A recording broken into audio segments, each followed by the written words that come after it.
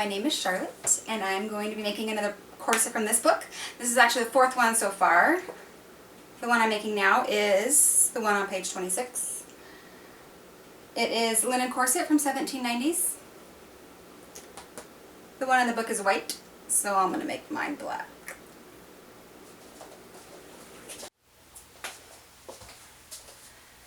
Alright, so my pattern is done.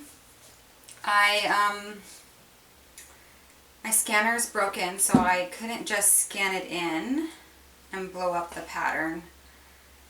And I also was kind of being lazy and didn't want to take because I have gridded pattern paper, so I could have just transferred the pattern that way. But what I ended up doing, I just took a picture of it and then put it on my computer and then blew the picture up until the scale at the bottom showed 1 inch and then printed it out. It's also why this part looks dark, because it's the shadow from my phone. But I went ahead and printed it out, got the muslin done, got it fit, and made the adjustments to the pattern. It's kind of why it's all messy looking, because all the adjustments have been done and everything. So now we'll go ahead and get it cut out of the fabric.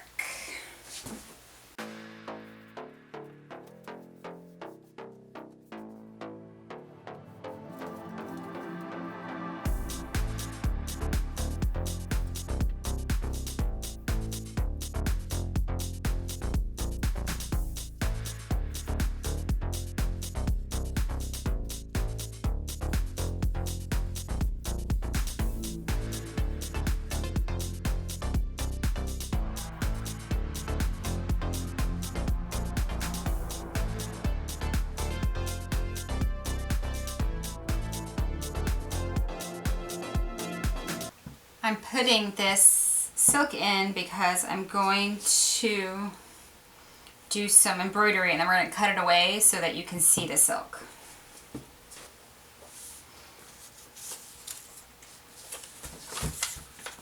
I forgot to cut this, so I'm going to go cut this out now.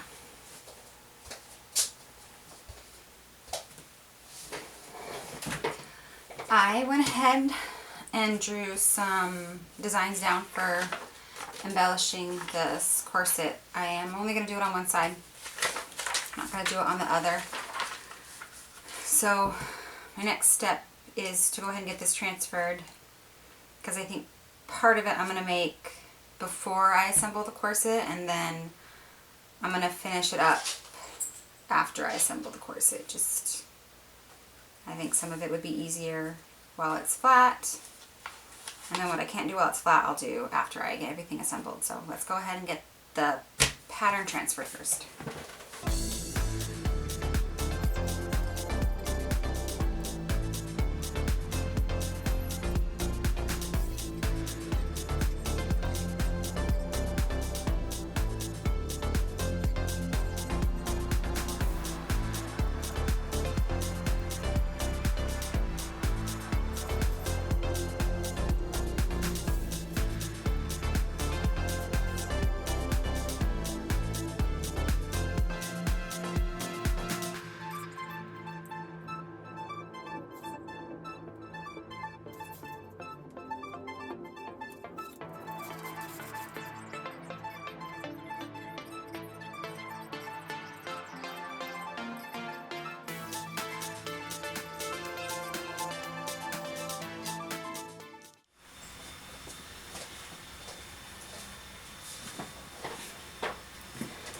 I got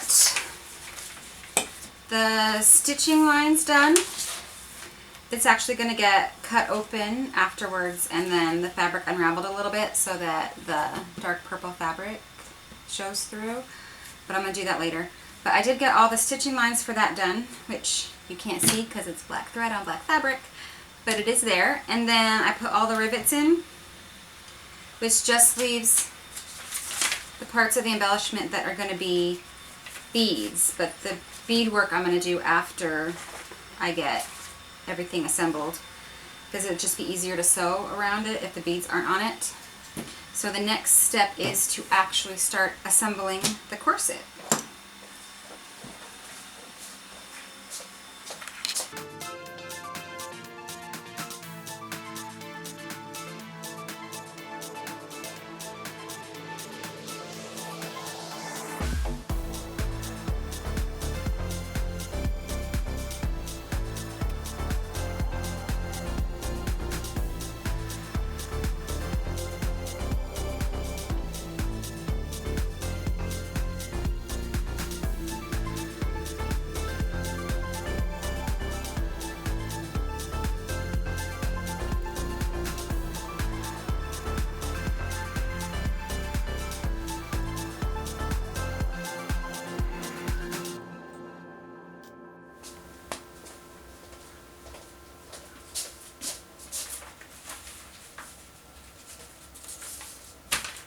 So I finished adding that piece in to the front pieces. So now my next step is to go ahead and start assembling the corset. This is the 4th corset, I think. Yeah, this is the 4th corset I've done in this book. I am trying to kind of maybe assemble them all in a different manner, just to play around with it a little bit, and because there's more than one way to do something. But for this one, since it doesn't have a lot of boning channels, I figured this would be the easiest one. I'm going to go ahead and just assemble the outside and then the lining layer separately, and then I'm going to combine them with the boning channels and then at the seams. So the next step is to go ahead and just start putting them together. I'm going to start with the center front. I'm just going to kind of work my way around so I get to the other center front, and then we'll attach the lining and the outer fabric.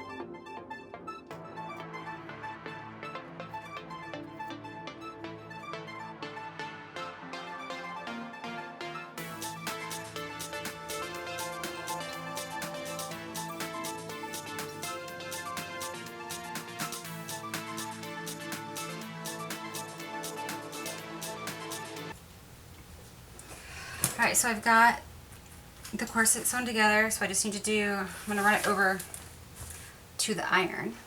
And then we're going to do the same thing with the lining. And then we're going to sew the boning channels in.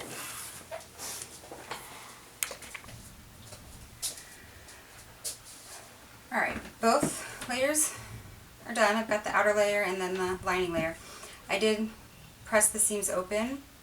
I don't usually do that on corsets. I usually prefer to have the seams from one end pressed right and the seams from the other pressed left, because it makes the seams a little stronger. But this doesn't get laced that tightly, so I don't feel like it's necessary. So now I've just got to add the boning. Got to go ahead and get some cut, because I've got the steel spiral, which I kind of hate cutting. I don't have it in the right lengths, but it's what I'm going to use because it's what I have. And the synthetic whalebone that I have is a lot thinner. And the pattern shows these is really wide. And since there's not a lot of boning channels, there's 2 in this piece, then 1 here, and then 2 along the front. I figured I might as well go ahead and use the wider stuff. So I'm going to drive myself crazy getting this cut. And I'm putting the ends on. And then I'm going to go ahead and mark the boning channels and then get those sewn. And then we'll see if I did this right, because the thing with this is the lining has to be just ever so slightly smaller than the outer, because it's the inside of the circle and not the outside. So I might have to adjust the lining a little bit when I sew the boning channels in. And I'm going to go ahead and attach it at the seams and along the bust mark. So, alright, let's go ahead and cut some boning.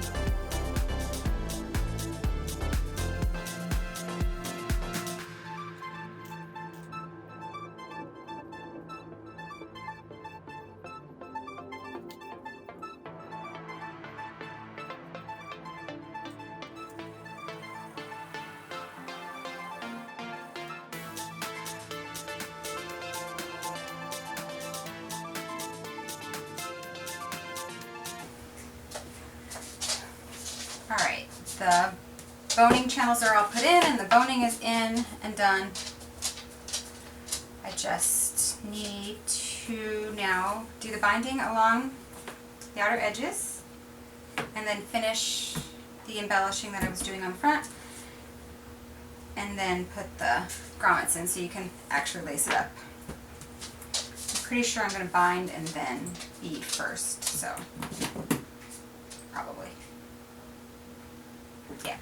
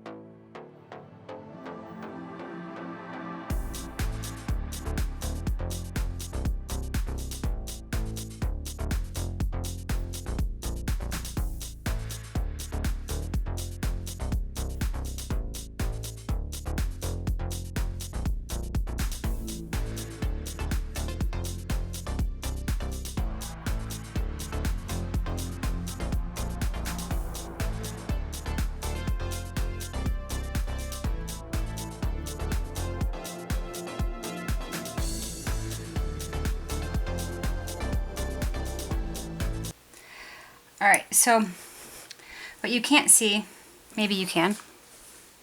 No, you can't see. I stitched the designs on here, and now I'm gonna cut open between the two so that you can see the layer in between, and we're gonna ruffle it up. So now I just gotta carefully make sure I'm only cutting the top layer and not any of the rest.